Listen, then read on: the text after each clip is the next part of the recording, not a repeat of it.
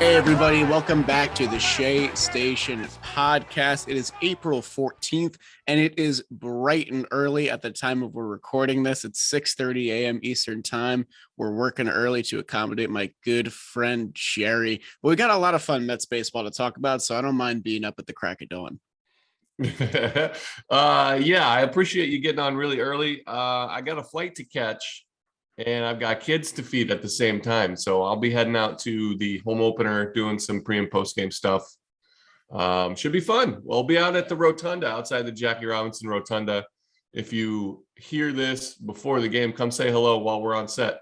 Yeah, guys, you absolutely should. I will be there Sunday with some fellow Jomboy Media employees. I'll probably tweet out where I'll be sitting if you want to say hey as well. Had some awesome people that I got to meet up with in DC. But the Mets just had finished their road trip in Philly, and they had a very explosive series with the Phillies. Probably going to be this way for the entire year. They play the Phillies 10 more times before Memorial Day weekend between April and May. So get used to these kinds of games because most of them were just absolute heart-throbbing, stressful, intense games, which is the kind of stuff, I guess, that you want to see out of an NL East rivalry. But still, it's going to take some getting used to, I think. Oh, I mean, anytime the Mets play, there's a little bit of a heartthrob right there. Is that what you meant? Yeah, I think so. Yeah, some maybe heart pounding. Yeah, man, this could get heated too, because anytime you play a team that many times that's, a division rival that close together, like you start to see people regularly. They start to eat at you, somebody that you don't like over the course of a year. Now you compact that in. Especially with the way the Mets have been getting plunked. I mean, how many is that now? 11, 10? I think it was like 5 more in this series. I think we had 3 yesterday. Man. Wild. Yeah, wild. So, things could get intense because both teams are trying to contend. Should be fun. Yeah, I mean, we're going to give you recaps on all the beef, all the hit by pitches, and all the games. But first, we got to tell you about today's sponsor, one of my favorites that we've had on Shea Station so far, and that's Trade Coffee. They're a brand that can send you different kinds of local New York coffee brand coffee bags. I have Revelator right here, and it's got a house blend of dark cocoa and praline, which I love. Praline is a really underrated nut, in my opinion. Just going to say it right out outright. Trade Coffee connects customers to the freshest and best tasting coffee by partnering with the country's best craft roasters. These are independent businesses from big cities and small towns like New York. And trade customers are truly impactful for these independent roasters, often being the largest source of new growth for them. Trade Coffee's team actually taste tests thousands of coffees to keep 450 different kinds live and ready to ship every day. There's no one perfect coffee, but there is a perfect coffee for you, and Trade's human-powered algorithm will find it. I like that line, human-powered algorithm. Trade is so confident they'll match you right the first time that if they don't, they'll take your feedback, and a coffee expert will work with you to send a new bag for free. If this sounds good. Cool. Go ahead. Cool. Sorry to interrupt. I thought you were done with the app. Nah, man. Just a hard swallow. I'm in the mode, So, guys, if this sounds interesting to you, you should definitely check out their website at drinktrade.com. And if you add a /Shea to the end of that, SHEA, you can get $30 off your first order and free shipping. This is like a monthly subscription service. They supply you with some great coffee. And if you feel like you kind of need a break from what you've been drinking a lot, I highly recommend this service. They've been really good to us. They sent us, I think, like 4 bags each, and pretty much every bag has been really awesome. So once again, drinktrade.com/Shea, $30 off and free shipping. Not a bad deal. All right, Jerry, I think it's time to talk about this Mets Phillies series. What do you think?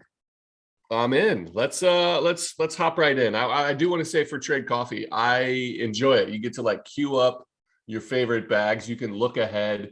I actually used it to try things that were a little out of my comfort zone because I'm more of a deep roast espresso style, just straight black coffee. And I looked at some of their higher rated, sweeter, lighter coffees. They were good. Again, not my favorite, but I went back to kind of my tried and true. But it was nice to get the descriptions. Anyway, let's get into that Philly series. Absolutely, man. All right. So game 1 was one that was an interesting watch. I guess that's a good way to start it off there. The Mets would lose this game 5-4.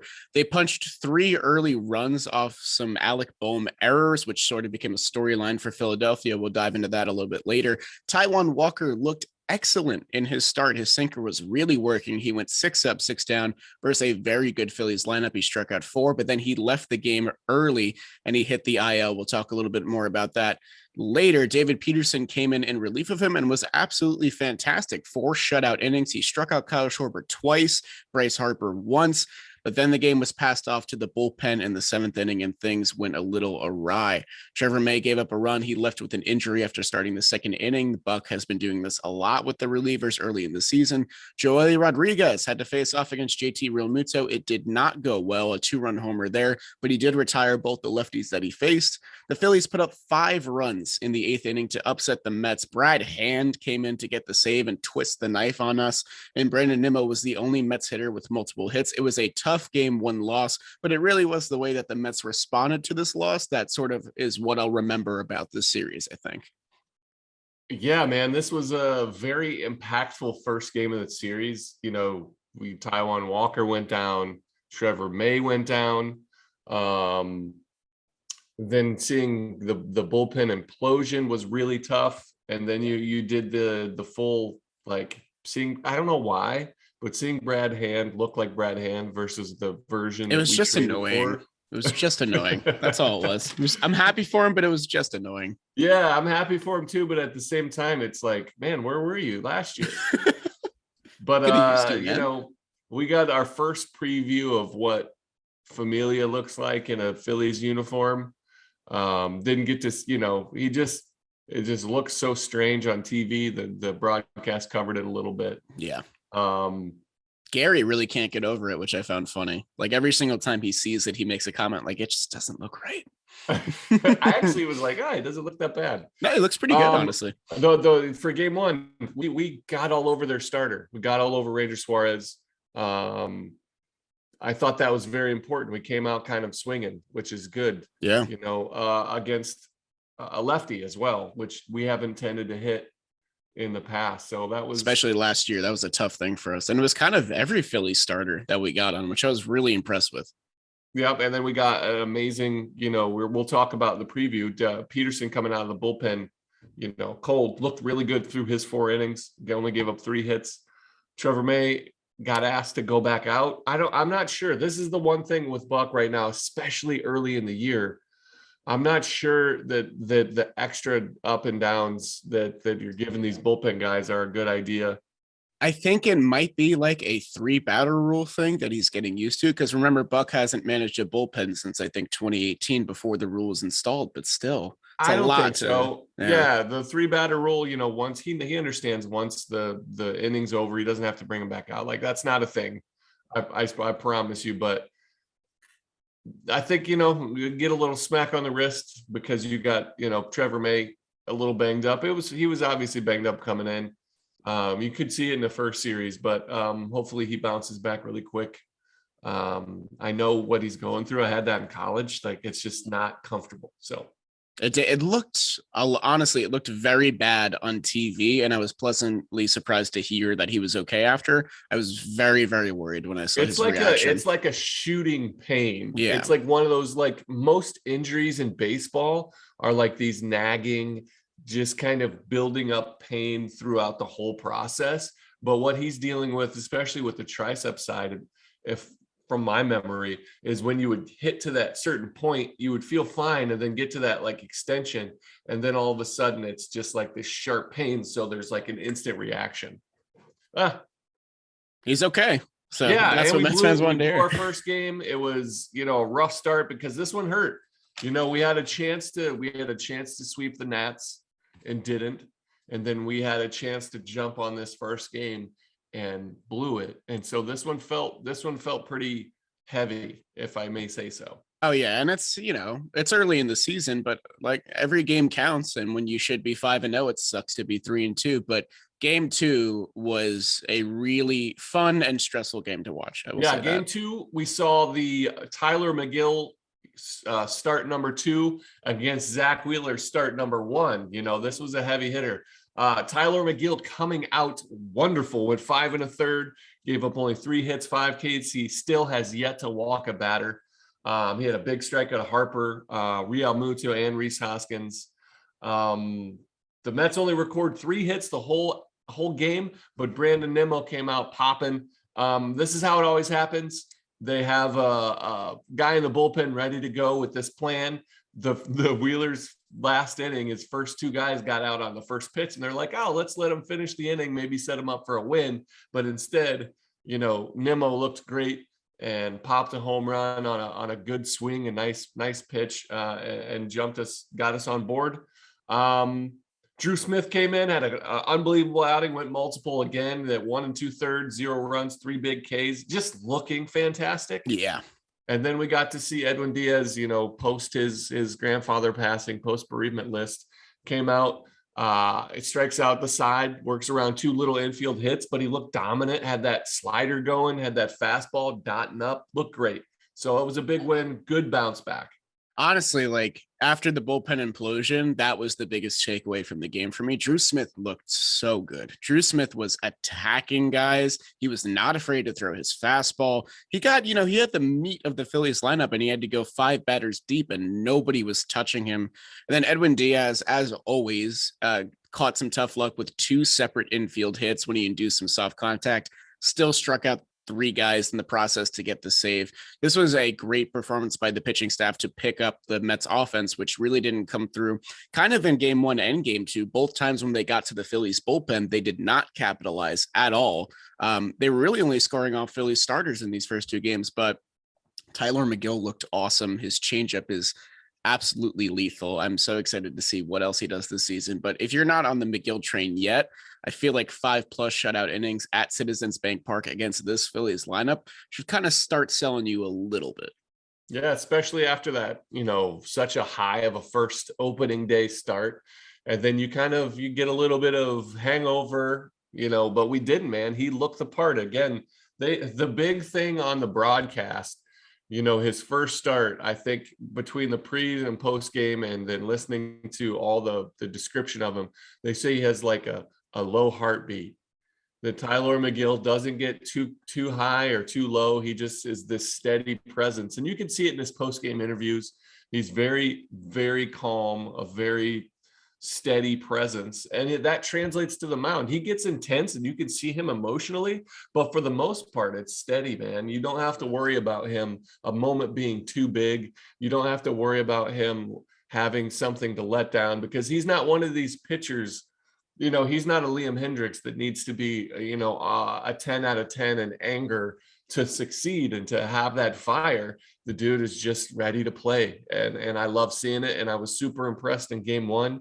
This one was like, ready for a little bit of a lull, but he didn't, man. He looked sharp. He looked the part. He's filling up the zone and it's fun to watch. Yeah, Gary pointed out a really interesting thing on the broadcast, which I actually kind of didn't notice myself. McGill was actually worried last year that he was tipping his pitches with this longer windup. So if you guys have watched either of his starts this year, he's almost always sort of like Cookie Carrasco, just pitching from the stretch. He gets his sign, almost just swings his leg and instantly goes after the hitter. I kind of love it. I think it's kind of perfect for Tyler McGill because like you said, he has like this very like calm killer mentality. And like, that's really, I don't know. I just find it comforting from a starting pitcher. If he were a killer, if Tyler McGill were a killer, he would be the Mike Myers steady walk. You don't see him sprinting around with a chainsaw. He's no just Freddy like Krueger guy that just shows up and the next thing you know, he's like right on your tail. Yeah. But I think that's Andy's a big boy, so that I'm gonna need to make that Photoshop. I think that needs to be that would be good.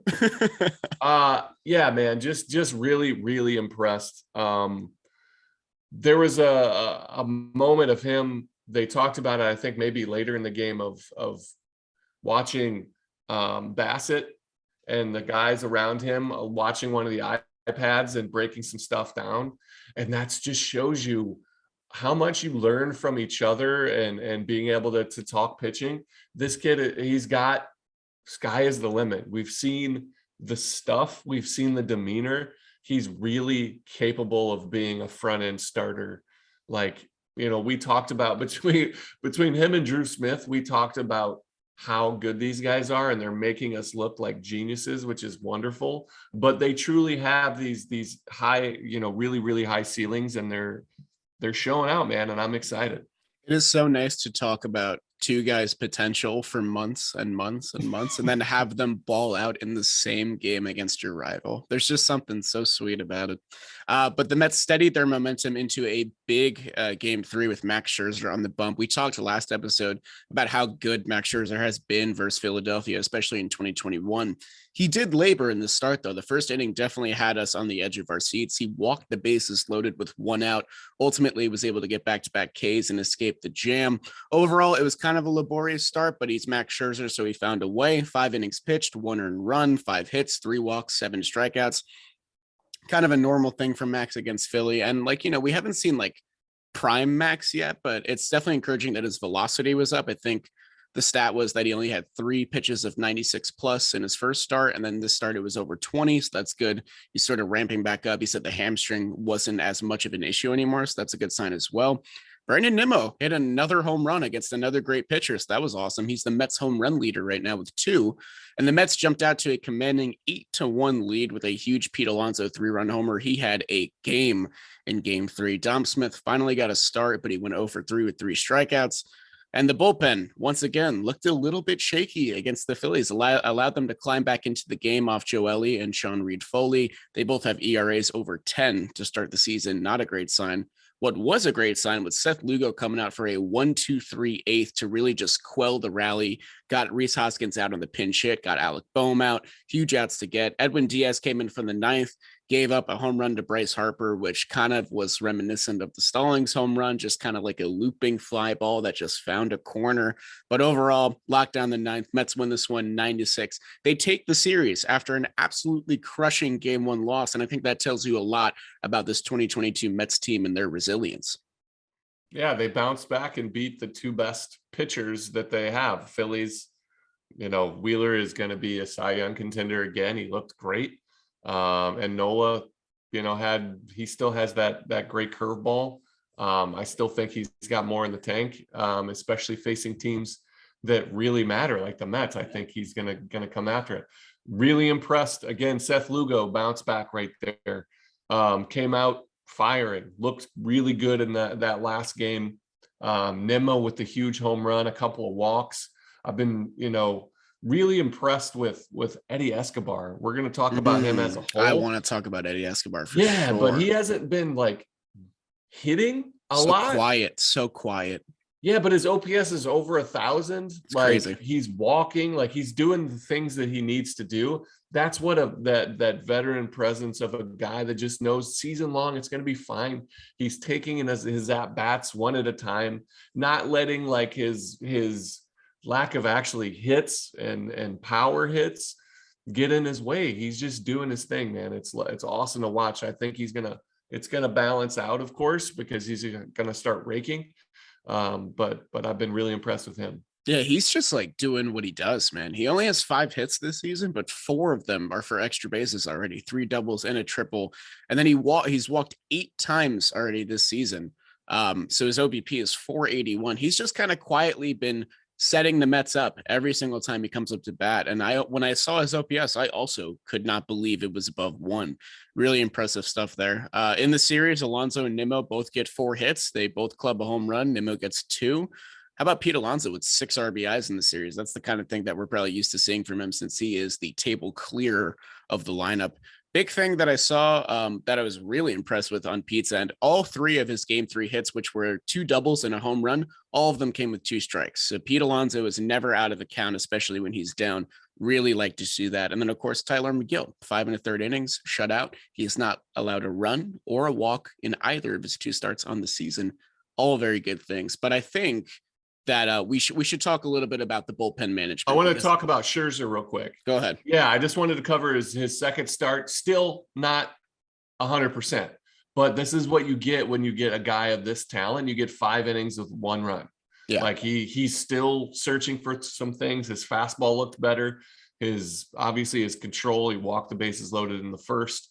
It's coming around, and he's still incredible against a great lineup. He still kind of carved him up. It's wild how good he is and how good he's going to be. But his first 2 starts, this is what the Mets fans are seeing, are him not at his best, but still pulling off miraculous things, just not doing it with the the elite dominance that we've been used to seeing. He just knows how to pitch too. So that's actually a positive sign for me, because you get a guy in a situation where he doesn't have his best, or he's trying to figure something out. The guy is creative and can get outs no matter what he's got on the mound. Awesome. I was very excited to see, even in struggling, not at his best, it's nice to see a guy just dominate with his B game, maybe even C game. Did you see he only allowed one run? It was a Bryson Stott RBI single. Did you see his reaction to giving up that single when it just soared above Lindor's head? I don't know if you caught that. Oh my God. I didn't catch that. I'm going to send you the tweet because it's absolutely hilarious, but he does like a jump in the air, but like his arms seize so they don't move. And he just looks like a dolphin, like straight up looks like a dolphin, but he's like an angry dolphin. So he just looks so good. That was like, it's probably my favorite Scherzer Mets moment so far. But like, yeah, like he didn't have his best stuff. I'd argue it was like a C plus, B minus kind of game. The Vila was back, but his command wasn't there early on, but he just labored, man. 38-year-old Max Scherzer. Competitor at the highest level. He doesn't want to give any bit of, runs up, hits up ever. So it's fun to watch him battle. It's very cool to see a starter take an April start like it's an October start. And I feel like that's something I want to see all season from him. So Mets starters, man, they're the best in baseball right now. The Mets rotation is currently 32 innings, 1.29 ERA over their 7-game road trip. That's the best in MLB, and that's without Jacob deGrom. That is an awesome stat, and that makes me really excited for when we get him back eventually. Yeah, man, they've looked great. Bassett looked incredible in his one start. McGill's been, lights out in 2. Scherzer's done great in 2. Taiwan looked really good too. So that's a plus. He's got some bursitis, which is just painful in your shoulder, and that's getting rest. And we're going to miss him for a while, but Peterson looked really good out of the bullpen. We'll see, because teams will start to shape up against him from the left. They're ready for a right-hander, no prep, whatever the case may be. I think Peterson's a really good pitcher. He's got a good chance. I mean, guys, they look really good. Yeah. Cookie looked really good to give up that first inning home run. I want to talk about the Edwin Diaz home run, and in the last save, you tweeted out something that I thought was hilarious, and that's Harper's home run, which it was a fastball that he got beat on, and he put the barrel on, and it just blew good piece of hitting. out. Good piece of hitting, but it had an expected batting average of 126. And he hit a home run. Shit's hilarious. That's hilarious. It's just like an Edwin Diaz thing, because he pumps 100 and sometimes he just goes after guys in the zone and they just get enough on it, man. The ball just fucking goes. So it happens to Edwin a lot, but it's always funny. It does happen to Edwin. Luckily, we were up a few runs, so that one really didn't matter. Luckily, it wasn't a grand slam this time. Yeah, that's awesome. All right, so I do think we should turn it over to the bullpen management. Obviously, this is your area of expertise. Yeah. It did raise some points of concern for me in last series, and then in game 1, it was very apparent that I think things could have been done at least a little bit better. But the usage of Joely Rodriguez, I think, was the big takeaway here. He had a rough series, completed just 1 inning, 4 earned runs, 2 hits, 2 walks, 2 Ks. It kind of like Mets fans are sort of comparing him to Miguel Castro a lot right now. I don't think that's fair because we got him for different reasons, but Buck's implementation of him has not been my favorite so far. He's gotten his lefties, but it's been tough. Yeah, I think Buck is trying to figure out what he has exactly in Joely, because he's a new piece and he's got great peripherals. Like, his numbers shouldn't be all lefty dominant like they have been. It could be an approach thing. It could be what they're working on, because he's going to have to get some righties out. Yeah. So he'll concentrate obviously on the lefties. That'll be the reason he comes in, which he's gotten them out, but he has to be able to either pitch around these righties effectively or be able to get both of them out at that high clip, because his stuff plays up. A little bit worried about him. Comparing him to Miguel Castro, I think, is fair. It was a straight up trade. You know what I mean? It's not exactly, it was trying to fill out your roster kind of a move too. But that's a fair move. Sean Reed-Foley did not look great. No, he did not. No, so he came out a little bit shaky. Dom didn't look great. Oh, we'll talk about deployment of the bullpen. I think he's asking him a little too much in game 7 of the season, man. Like a Yeah, lot of stretched him guys out. I'm not a starting big 2 fan. innings. I'm not a big fan. I think that will somebody should get into his ear and be like, hey, let's back it down a little bit. Let's not have him go back out. They did their job. There's a little bit of a letdown. When you go back out, it's hard to, it's just different. You're doing your job and then you feel like you're done and you did your job, and then all of a sudden you're asked to go back out. Like it worked with Drew Smith. Drew Smith had an awesome outing. He got 5 I outs. don't even want Drew to do it yet. I don't want Drew. I was going to say the same thing. It worried me a lot. Drew looked great, and that's awesome for us because we're big Drew fans. He's a friend of the pod, as most of you know, but I don't want him getting hurt. He's only thrown 40 innings in a season, and he's just not a 5-out guy in my mind. He never has been. He's like a lockdown the 7th, lockdown the 8th kind of guy. And Joe Elliott had to start a second inning. Trevor May had to start a second inning. Like a lot of guys were doing this, and most of them didn't look good, just straight up. Again, it might be this is what we're asking, but especially in this month where you have the expanded rosters, you do not need to do it. I would like that to kind of stop and allow some other guys to come in and start a clean inning. Apart from that, what do you think about Mets hitters? Yeah, Let's I want to talk. talk about the Schwarber went 0 for 12 Oh, with 1 big. walk, 7 punchies. Huge. So big. I mean, Schwarber killed us last year, absolutely Historically. destroyed us. Has always done that in his career. Mets pitchers did, especially, we just ragged on him a little bit. Joel Rodriguez got him out twice. Tyler McGill got him out twice. Like all the Mets pitchers really came together and just silenced this beast at the top of the Phillies lineup. Because when you watch these games, like he looked good too. Like his yeah, swing was on. He was fouling off good balls. He just got beat. It happens. It was great. like he is a strikeout candidate. Don't get me wrong, but like when Schwarber connects, it's usually going to go for a hit. I'd say when he makes solid contact. He fought, man. It's not like he was in a slump. He was kind of locked in. He looks dangerous, and we got him out. 0 for 12. That's great. And when you have this beast of a Phillies lineup that just doesn't let up ever, like it goes 1 through 8 and it's just constant stress, getting that guy out every single time, just increases your winning percentage every time it happens. So 0 for 12, no rally starters, no home runs from Kyle Schwarber. That was huge. But some of the hot Mets bats from the Washington series went a little cold. Obviously, some other guys picked them up, but Mark Canha and Jeff McNeil came back down to earth a little bit. Obviously, I think we probably expected that a little bit, but definitely, kind of a bummer because I was like getting a little hype for McNeil, especially. I'm still hyped for McNeil. I think, I think he still looks pretty good. He was putting the ball in play. Not getting frustrated either, which is good. Yeah, not getting frustrated. He kind of, you can't stay that hot forever. And you can't always get the breaks, especially when you're doing the weak contact and being able to like trying to slap the ball the other way. Like it just doesn't work unless your name's Ichiro. You can't get away with doing that for a whole career. But what he does is put pressure on the defense. He looked solid, and Mark Canha was batting like 850 or something crazy. So you can't keep that up. Yeah, Canha went 7 for 10 in the Washington series, 2 ribeyes, 3 walks. This series, he goes 1 for 10, strikes out 4 times, still grabs a ribeye and a walk. McNeil, similar story, was 7 for 16 in the Washington series, played all 4 games, hit a home run, 3 RBIs, 2 walks.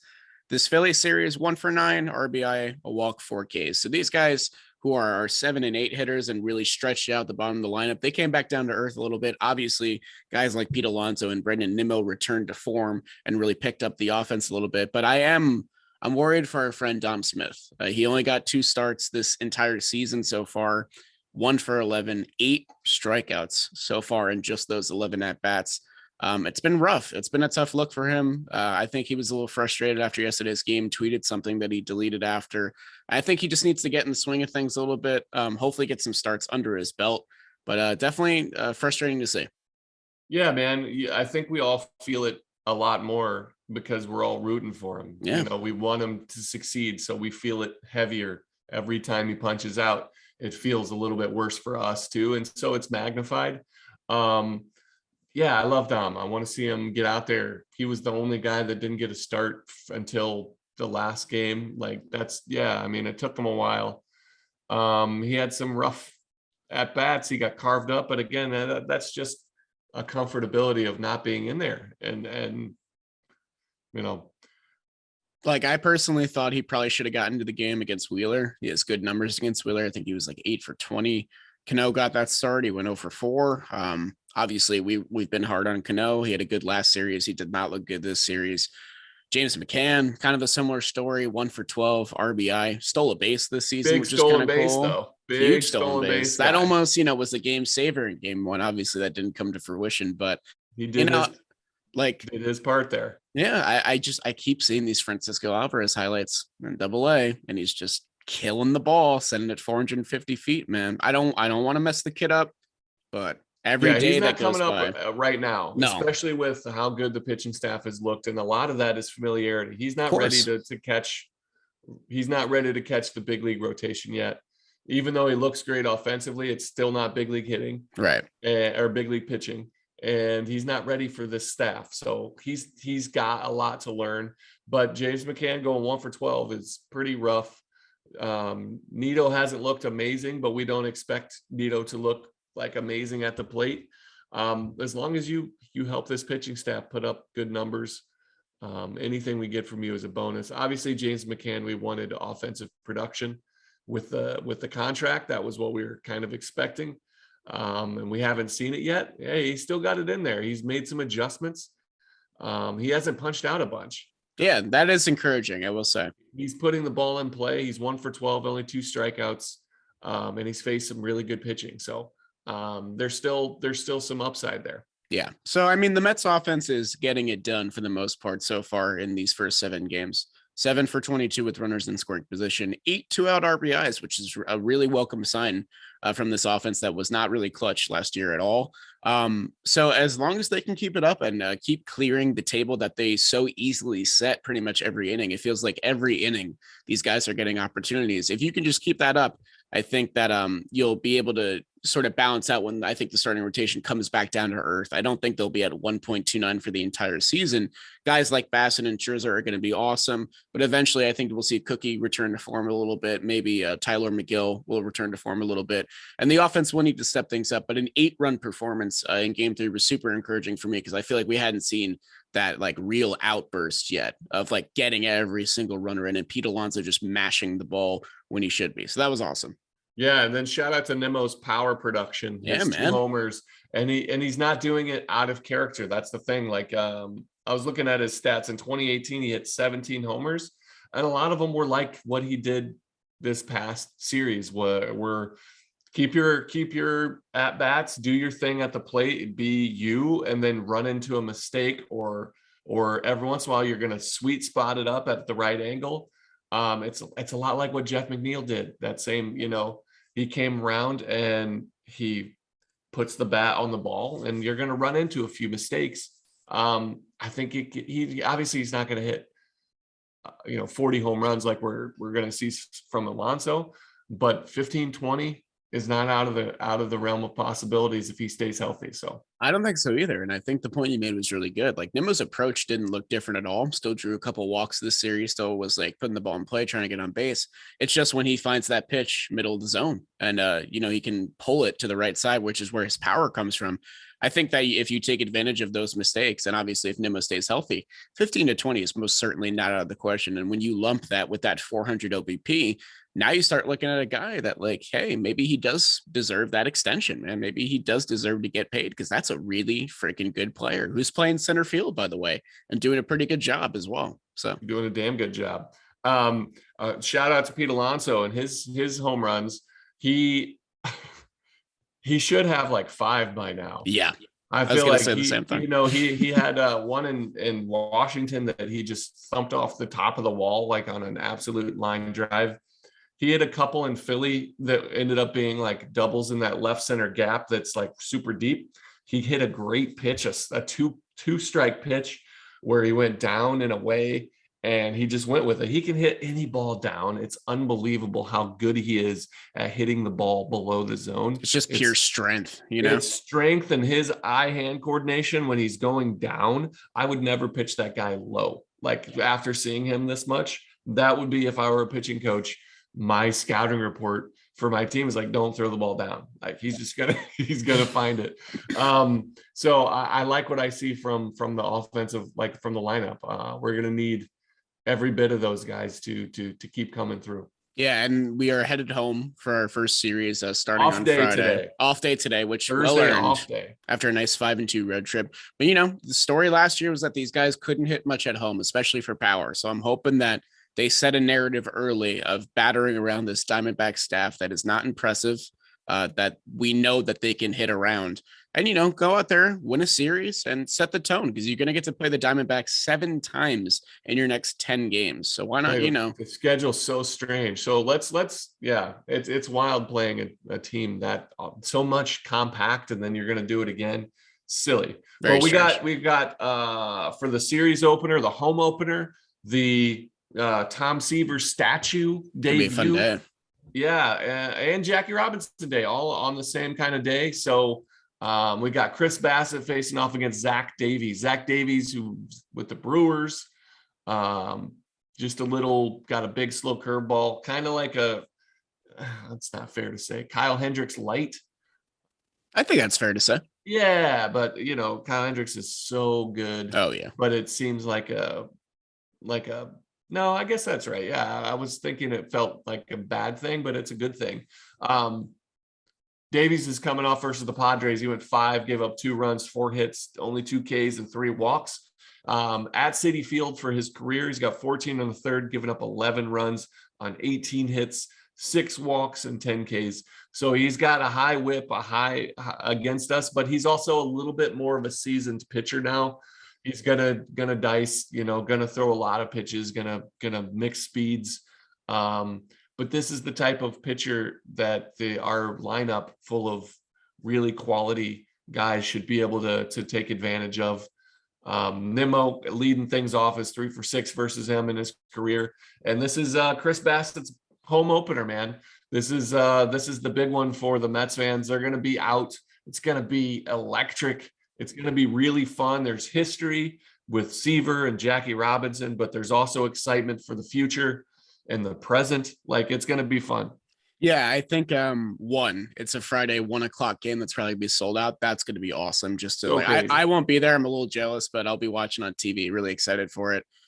Zach Davies, I kind of think is a dream matchup for this lineup that we've seen table set in all of these 7 games and just draw a ton of walks because that's kind of Zach Davies' kryptonite is, like you said, he likes to throw a lot of pitches. He likes to nibble and mix speeds and get you to chase and keep you off balance. So it does. I mean, it matches up well for us. So like when you lump in Canna's 7 walks and Eduardo Escobar's 8 walks, I think that these Mets hitters are probably gonna have a fun time just, having good plate discipline and taking good at-bats against Davies. Bassett will be Bassett. This Diamondbacks lineup is not very impressive. They have a couple of heavy hitters in there, but that's about it. I think he should be totally fine. Game 2, Cookie Carrasco takes the bump. He was very impressive in his start against the Nationals. He sort of gets another easy lineup here in the Diamondbacks. He takes on Zach Gallen, who's making his first start of the year.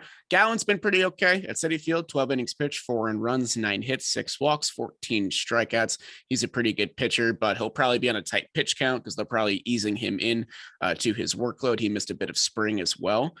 He has kind of owned Pete Alonso and Jeff McNeil. They're combined 2 for 16 against him.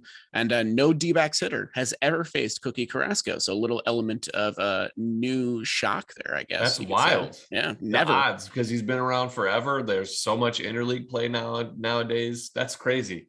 I do want to say that Zach Gallen, his numbers aren't great, but he's the kind of pitcher that could carve us up, an Aaron Nola type with a big, great curveball. Got a good fastball. He's a good quality pitcher. Should be kind of Wheeler pitch count because this is his first start. So that'll be a fun one, man. I hope to see Cookie because to me, he looked midseason form last start. I really thought he looked good. Body wise, stuff wise, it looked there. So that's exciting. And then game 3, you got David Peterson looks at, they haven't made the announcement yet. I don't think it's going to be him though. Yeah, it's got to be him. It's I don't think they've officially said it, but it's David Peterson in line to take over for Taiwan. He'll be on a pitch count too because he hasn't built up. He only threw 4 innings against Philly. Yeah, but they were 4 great innings. He might be fully ready because he was built up in the spring. He's so valuable to them as a starter. They're gonna take it easy with him because it gets a lot thinner once he's out of the picture. We move down the line a little bit, and so we're gonna take care of him.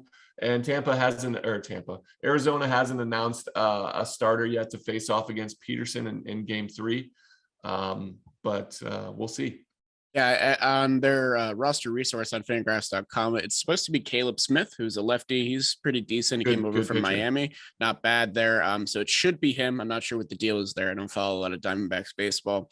One thing I do want to note is that lingering in this Diamondbacks bullpen is our old friend, 40-year-old Oliver Perez, who is chief lefty in the bullpen apparently this year for them. He's gotten some big outs so far, so good for Ollie. He sure has.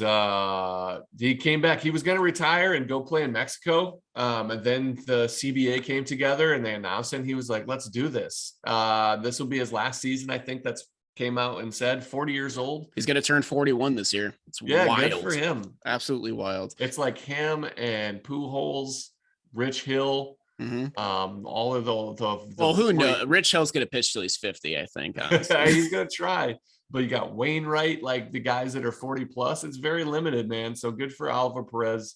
The Mets fans, understandably, he isn't their favorite pitcher because of his struggles as a starter. But good for him to be able to reinvent himself and really carve out basically a second career. Yeah, man. And kill it. This is a team we should beat up on. This is a team that we're facing them now in the beginning of the season where they still have these hopes and dreams, but this is a team built like the Mets that should squash those hopes and dreams of them doing this great Cinderella story of winning this World Series. The talent, it just doesn't line up. We should crush them in a 3-game series. Again, they've got some really good players. They've got Zach Allen is a really good starter. Zach Davies is a solid back end of the rotation guy. Caleb Smith is a lefty. Like they've got some pieces, but we should crush them. Yeah, I mean, Davies only went 5 innings last time. Zach Allen will be on a tight pitch count. I have no idea what's going on with Caleb Smith. This is a bullpen that you gotta hit. I mean, there's not a lot of names here. We have Mark Melanson at the back, and then after that, it's like Ian Kennedy, Oliver Perez, a couple of guys that you might have never heard of. These are the guys you're going to get early. And the Mets, the one thing that I will say about their series win against Philly is that they really didn't hit the bullpen well, at least until the last game. They got shut out by guys that should not be shutting out this Mets offense. So they need to show up and act like, they're the new Mets. They're the new 2022 Mets, and a team like the Diamondbacks can't step up. I'll take a series win. I would absolutely love a sweep. Not going to lie.